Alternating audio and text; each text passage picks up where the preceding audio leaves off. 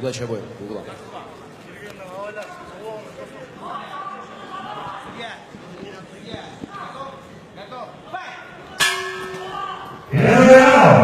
Да, Марат, надо отметить, что на первый взгляд не совсем габаритные тяжи у нас сегодня. Да, возможно, они возьмут скоростью. Вот видим, поддавливает Нурлан Токтабакиев своего соперника, он выше, у него больше размах рук, он будет доставать своего оппонента, если начнет действовать, конечно. Представитель Узбекистана Сухроб Рахимбеков работает вторым номером, видимо, будет взрываться, входить в ближнюю дистанцию. Вот сейчас перевод в партер, он вот обходит гард, почти обходит.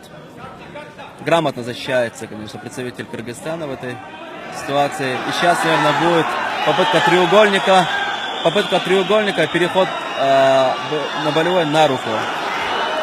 Застегивает треугольник. Сейчас нам не видно, но если удачно он заправит руку захваченную, то, я думаю, с треугольником удушающим у него получится. К сожалению, с нашей комментаторской точки с Асламбеком не видно. Да, все, есть победа. Да, есть победа. Нурлан Токтабакиев одерживает очередную быструю победу для представителей Кыргызстана сегодня.